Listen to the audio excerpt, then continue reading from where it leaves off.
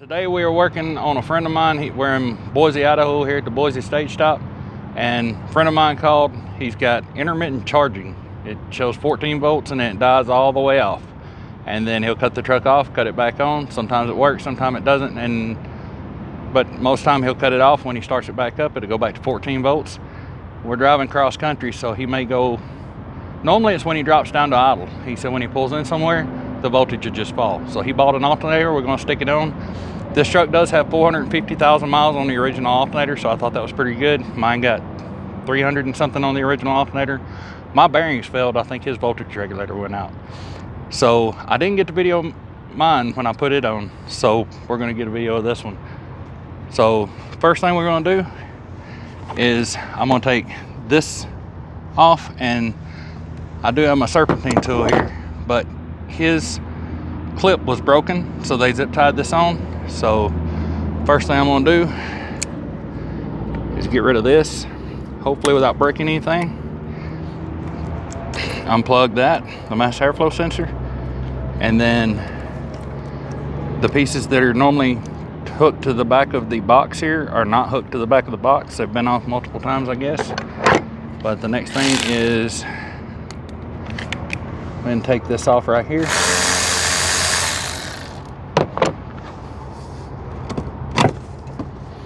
And then all you gotta do on this is just give it a little, just snatch it a little bit and it'll come out.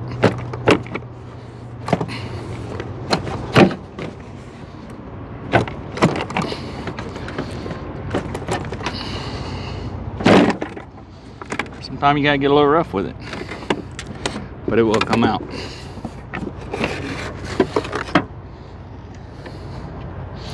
Lay this over here to the side. And then here's your alternator. The next thing I'm gonna do is get the Serpentine belt pulley tool on, and I'm gonna have my cameraman hold, as I let the tension off of the belt, he's gonna pull it out, and we're gonna tie it back with bungee cord so it doesn't jump off of every pulley. So we'll go ahead and get that done. So it is really hot under here. He just pulled in, but the tensioner pulley tool, if you can see, it interlocks right here. There's two pieces, and then that piece is going to go down. Tried to get a little light on it, but it comes up and connects right there, goes right down. There's a square hole in the tensioner. Pull this back, slip it off right here, and let the tension fall, and he's going to pull the slack out over there. All right, so go ahead and start pulling the slack. We're going to try to keep it tight as we can. Can you pull more? A lot more, right there. All right.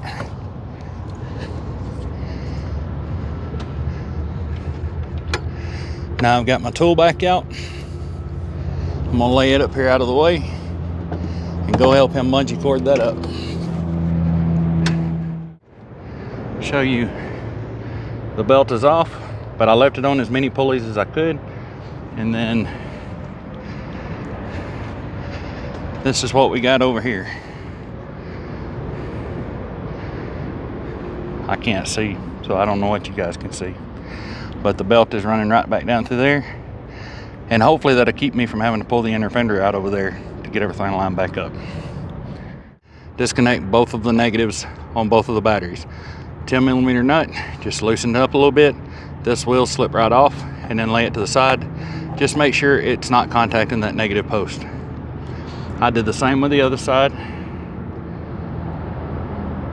Exactly the same. And I went ahead and unplugged this plug right here. And all it is, you push this together on the back, push down on the plug, push this, lock, and then it will just slip off. Then there is a black cap that goes right here, and it doesn't thread on. You just pull against it and it comes right off. If you see that, when you're done, you just push it back on. I think that's a 13mm. So now we'll go ahead and take this off. I didn't change the socket.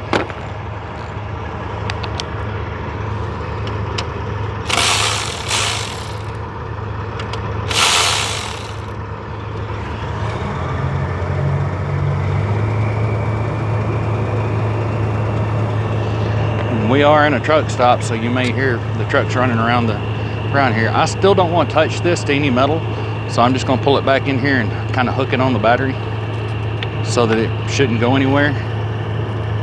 All right, now I want to show you guys something. He's been having electrical issues with his truck. After seeing this, I highly doubt that the alternator is bad. What I think, he has got a short. This has rubbed through and been rubbing on the alternator itself, I believe. Let's put it back around here and see what would that have been rubbing on. It's been rubbing right here, rubbing on something, so there's a good possibility that that was a dead short that's been causing his voltage issues. So somewhere or another, I'm gonna have to get this off and tape that up, because that doesn't need to be left exposed, because corrosion will set up in it and that wire will just break in half before long. So he went inside to eat. I'm not really sure what to do at this point, but 450,000 miles, I'm gonna go ahead and put him a new alternator on. I think he'll be happy with that. And then I'll show him this and see how he wants to attack that. My way of doing it, if I had the black liquid electrical tape, I would cover it in that and then tape it up. I would probably cut this and then tape this to the wire, tape around the wire, and then tape from this side to that side. But we'll see. For now, we need two 15mm bolts right here that hold the alternator in place. One right here, one, you can see it, one right there. And we'll take those off and the alternator's off.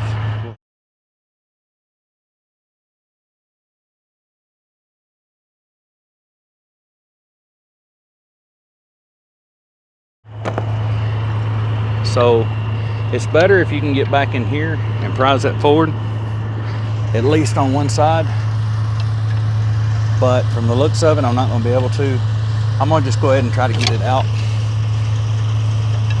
See, it's still holding that alternator pretty tight because that crush sleeve is still in there. If I need to, if the other alternator won't fit, at that point I'll take a socket and put in here and prise off of that socket and push this back out.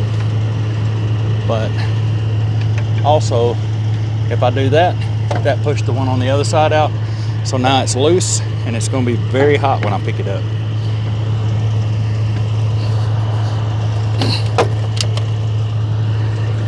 So here is the old alternator laying on the ground beside of the new alternator.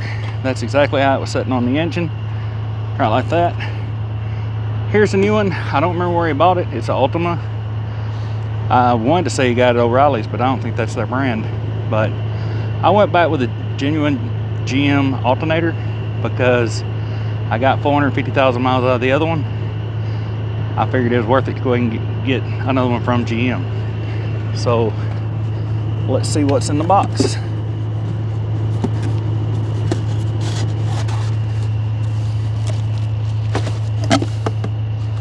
Before you start, disconnect batteries. Memory saver, I didn't have that. Turn key off.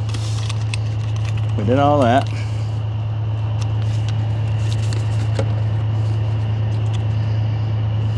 And I'm gonna put the other alternator back in this box so he can carry it with him, because I don't think the alternator was bad. So now,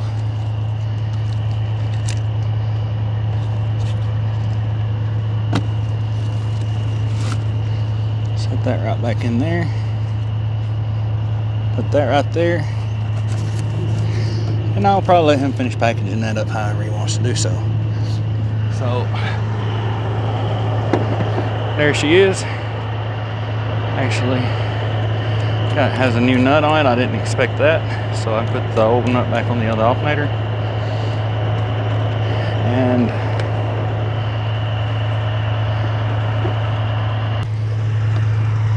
we'll attempt to drop this bad boy right back into place. So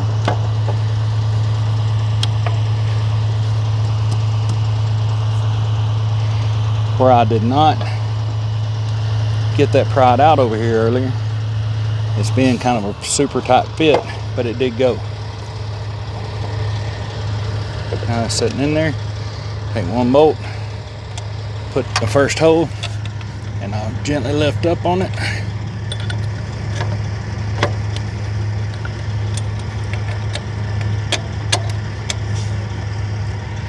That bolt is pretty much halfway through. Go ahead and try to get this one in and just get it started through the alternator.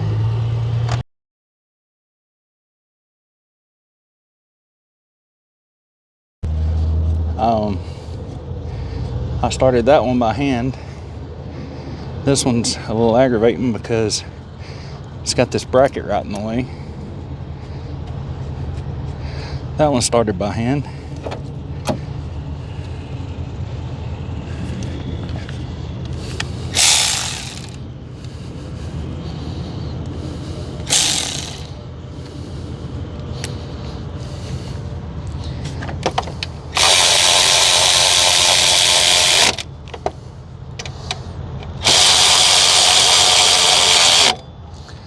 Now, as much as I love this tool, and I would love to tell you it's the best thing, you know, you won't need anything else, you'll still need to grab an actual ratchet and torque these down. I don't have a torque spec to go by, so I'm just going to put them good and tight. But this is a lot to try to handle in a tight space. But actually, I believe that's going to get it tight enough, because you can use it as a ratchet without the battery. So now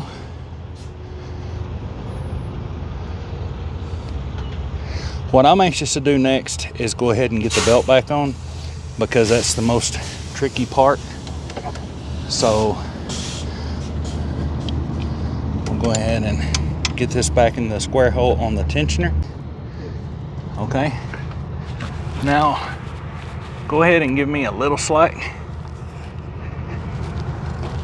Then get it back around the alternator.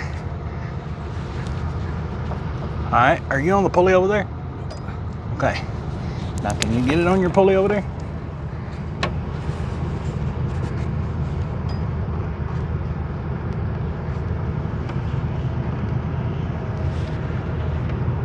Got it? So that's why it's very handy to have two people, because it would have been extremely hard to have held that and got it back on at the same time. Now, just because you got the belt back on doesn't mean you're done with the belt process. You still need to make sure on every pulley that your belt is sitting right in the grooves like it's supposed to. If not, you'll shred that belt very fast. Show you guys what I did is I peeled this skirting back, cut it with some wire cutters, and got it completely back where I could get at the hole. And I put a little bit of dielectric grease in there, and I just wrapped it up really good because I don't want that corrosion coming up in there. And I'm still trying to figure out if it could have been rubbing right there, because I think it could have been. And you can also tell where it's been rubbing back here. So I do know that the little plug right here, this was not in its holder, if you guys can see that. So I'm gonna try to fix that too and make sure it's where it's supposed to be. And go ahead and put the nut back on that holds this down. There is a little groove that this slides into, so make sure you get that in there, because if you don't, as you're driving or something else, it will pop in there and now everything is loose. So that's got that. We did go through, and I checked, then I had my buddy check, and then I double checked both of us to make sure the alternator was on every pulley just like it's supposed to. The belt was on the alternator and every other pulley just like it's supposed to be. And let's see, change this back for the 10mm. Don't over tighten this by any means. Snug is good. So the nut that we took off the old one was a 10. This one is a 12.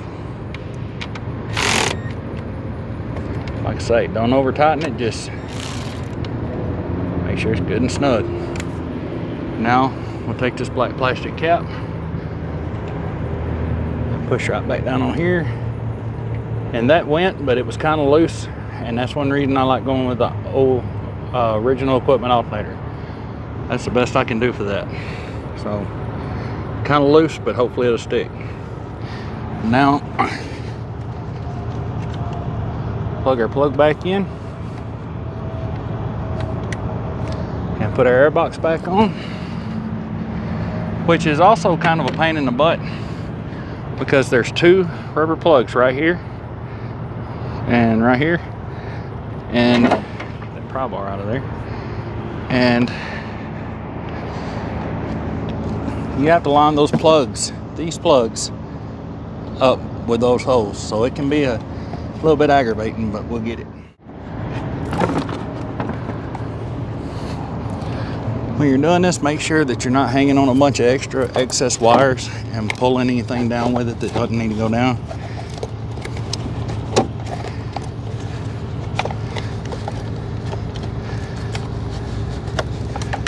Like this one.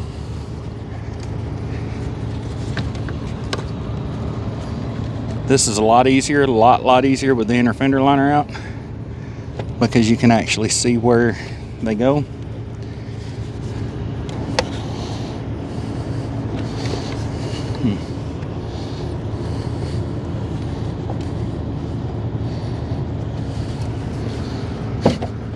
You can reach right down in front and fill the front one, line it up, and then just twist it side to side till you fill the other one and push it down. And then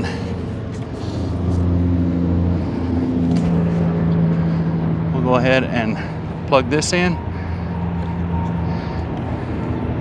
I'll get a zip tie to put on that like they had it. And the wires that normally plug into the back, connect into the back of this, are already zip tied somewhere else. And now I'm going to check that power wire and see what it's rubbing on.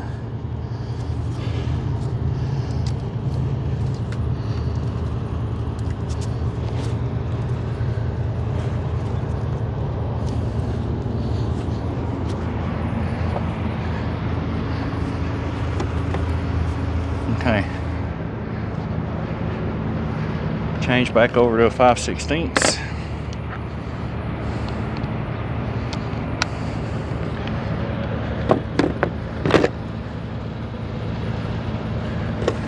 And we'll go ahead and snug this back up. And take us one zip tie.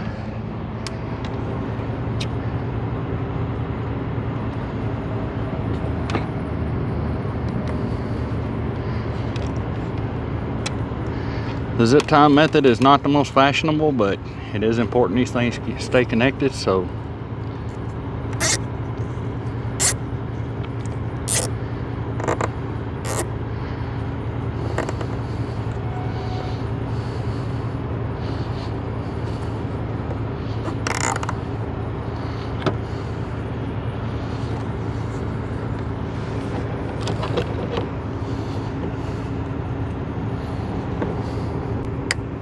there's that. Next thing, we're going to take the negative battery cable, slip back on here, and tighten it up.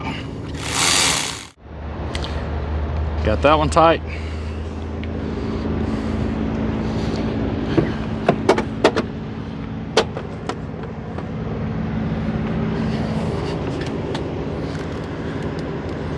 Next thing is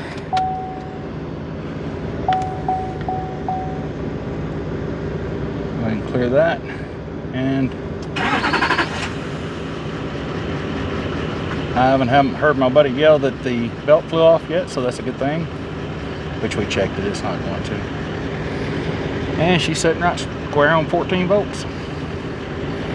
No check engine light, none of that jazz. So something I was going to show you guys, go to info, 456,716 miles on a 2017 L5P Duramax. So, see where his engine hours are. Engine hours is 8,994. He got a little way to catch up with me on the engine hours. It just shows I idle a lot more than he does. Guys, this is my friend Andre. He talks a little funny, but he's a really, really good guy. Yeah. If you ever see him out, shake his hand, buy him a cup of coffee, man. He's an awesome guy. Well, I'll look forward to that.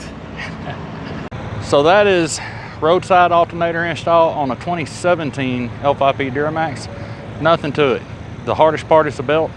If that belt would have jumped off all the pulleys, for me, it's faster just to pull the inner fender liner, especially if you got electric ratchet, and pull that inner fender liner out, then you can reach right in and put the belt right where it needs to go. But it makes it a ton easier with 2 people. I've done it with 1 person. It's a pain in the butt.